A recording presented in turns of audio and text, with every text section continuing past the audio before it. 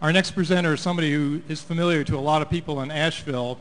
You might not know she moved to town in the first place to be an Outward Bound instructor, but she is now a successful caterer.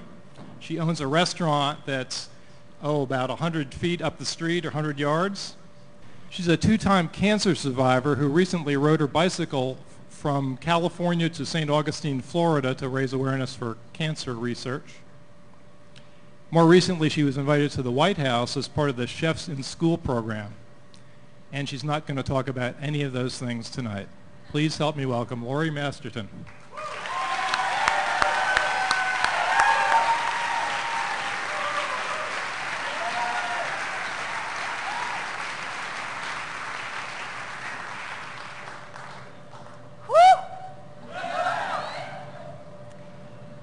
So pretty much everything in my whole life changed when I started killing bees.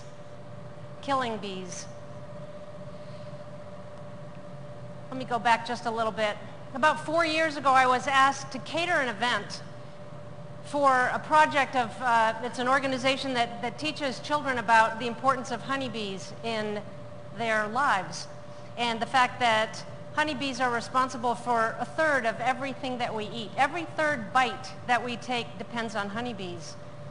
So for this event, I thought, well, I'll just only use things that wouldn't exist without honeybees, which was interesting to me. Avocados, apples, oranges, lemons, limes, grapes, all kinds of things. Potatoes. And at the end of it, the person who did the event said, well, you ought to go to bee school. And I thought, well, bee school, sure. It occurred to me that I really probably, being a food person, should know more about honeybees because basically a third of everything I was cooking wouldn't be there without these things. So I went to bee school, signed up for bee school, paid my money. Right off the bat, I said, I'm going to do this. I'm going to be a beekeeper. And I bought a jacket, and I ordered the stuff. I ordered the bees. I got a smoker. I picked a nice place in my backyard. And on April 28th, my bees showed up, and I was a beekeeper. And I thought I looked cool. I got to wear my red boots. That's me putting in my very first hive of bees. And I put them up in my, way up in the backyard of my house because I'd read that they needed dappled light. So there they are, and they looked great, don't you think? It's like, wow, I'm a beekeeper. Well, the bees at the end of the year died. It's like, but everyone was having trouble with bees. I mean, we've all heard about colony collapse disorder, and we've heard about, there was a drought that year, and everybody's bees died. So I thought, well, I'm a real beekeeper. All my bees died. I'm just like everybody else. So I decided I'd give it another shot, and I went to bee school again just in case I'd missed something the first time. I already had all the stuff except for the bees, so I ordered more bees from this guy who said that he would put them in for me because at that point I had decided I was going to ride my bicycle, not my horse, across the United States. 3,100 miles. I don't know how many steps it was, and it was about 48 days. So it's a little slower than, or faster, I guess, than your trip.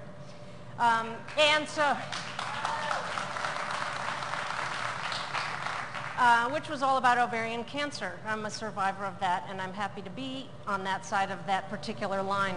So I came back. John had put the bees in my hives. They sat up in my backyard. They looked great. It's like, dang, this is so awesome.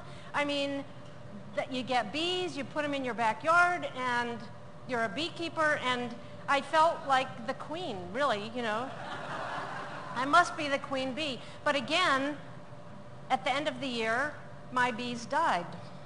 And there was way too much water that year, and other people's bees died. But this time, the first time, John, when he put my bees in, took the dead bees out. The second time, I took the dead bees out. And it was awful, taking handfuls and handfuls and handfuls of dead bees out. And I remembered them being alive, and I thought, I can't let this happen again. I can't do this again. And John said, you can't just have bees up in your backyard. They're living beings. You can't just ignore them. They need more. They need your love. They need your attention. You can't do it this way.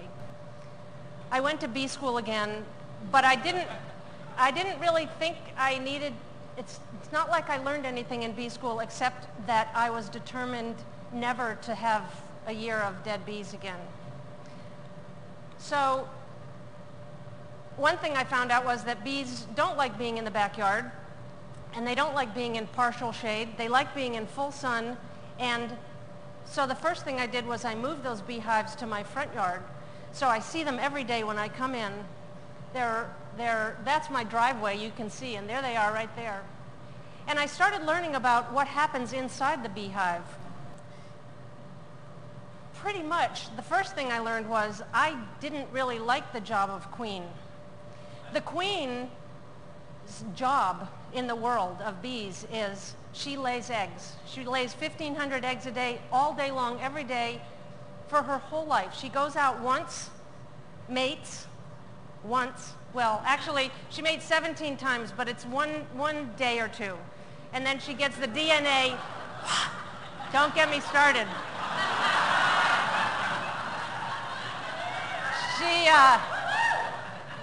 This is not that kind of talk. This is not the birds and the bees, this is just the bees.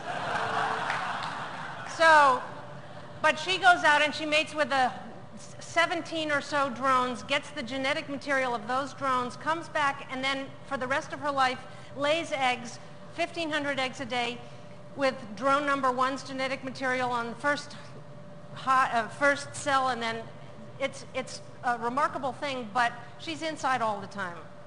The drone, well, he doesn't get such a great job either. Maybe he gets to be one of the lucky guys who mates with the queen, but after that happens, he is dead. Well, and if he's a drone that's in the hive that doesn't get to go flying out on one of these mating flights, at the end of the year, the worker bees say, hey, Buster, you're not doing anything, and they kick him out and he dies. Well, that didn't seem very good. Then I started paying attention to the worker bees. And the worker bees, as I realized it, have this progression of jobs.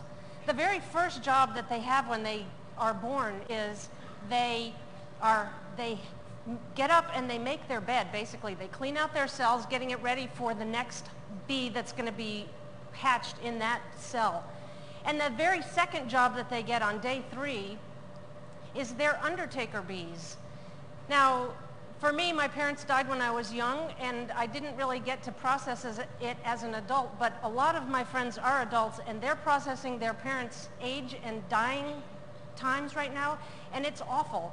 I think it's a lot more sensible to get that over with, like on day 3. Now, the next job that they have, don't you think? Come on. The next job that they have is taking care of the queen. I think we all need to know that there is a boss sometimes, and that person might need respect.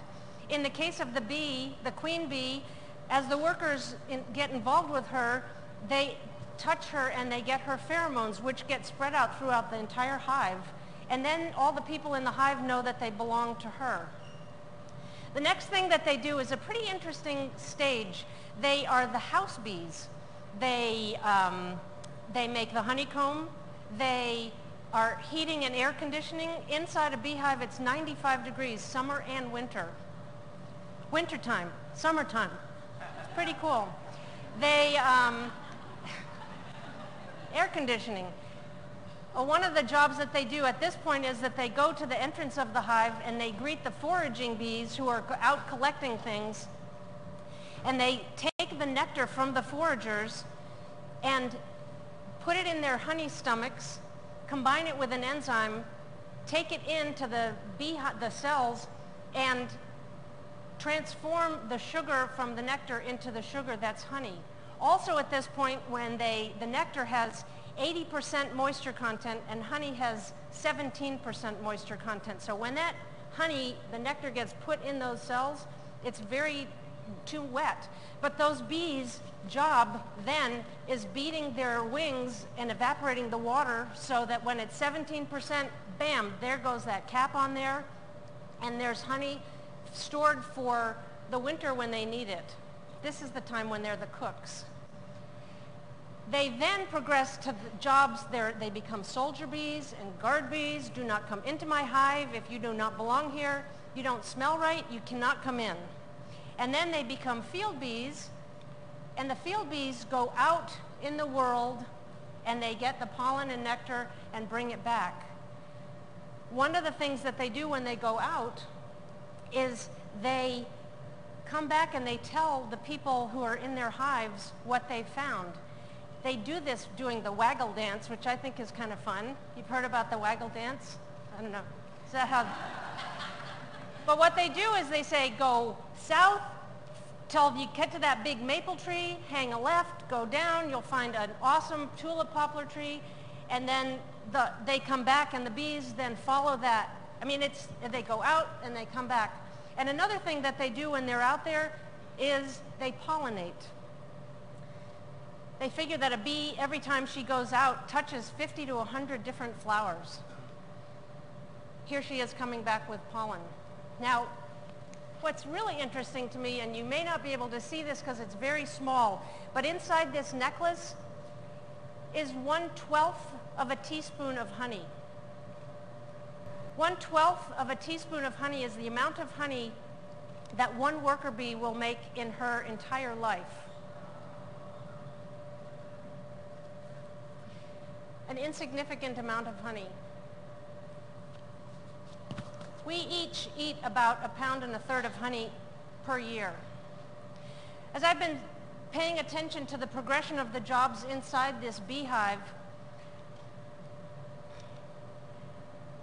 I sort of reflect on the jobs that I've had in my life. First of all, I always get up and make my bed. I'm a cook. I teach. I cook some more, but I cook inside my kitchen and out in other places. I share the messages that I find.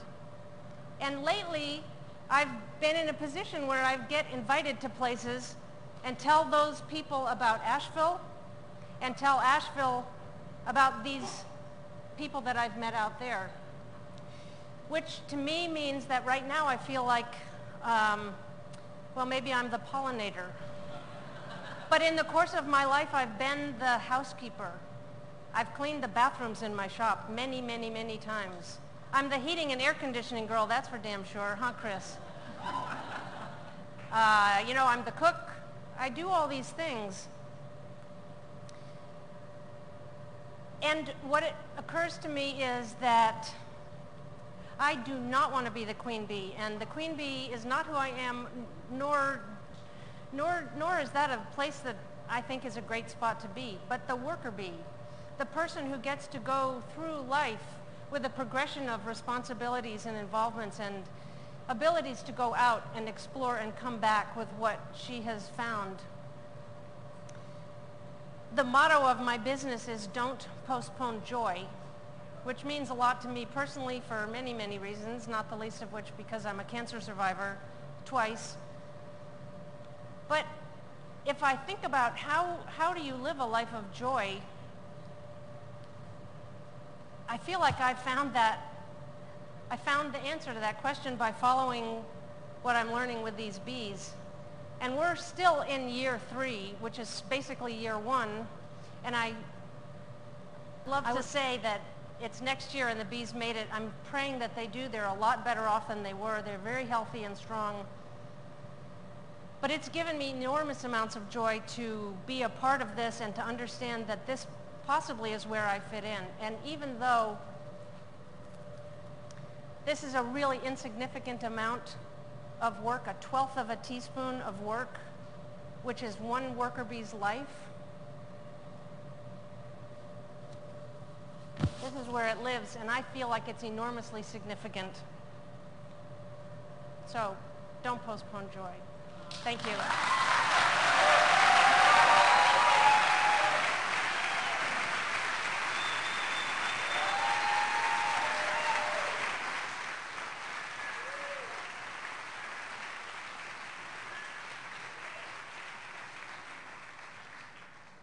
That was sweet.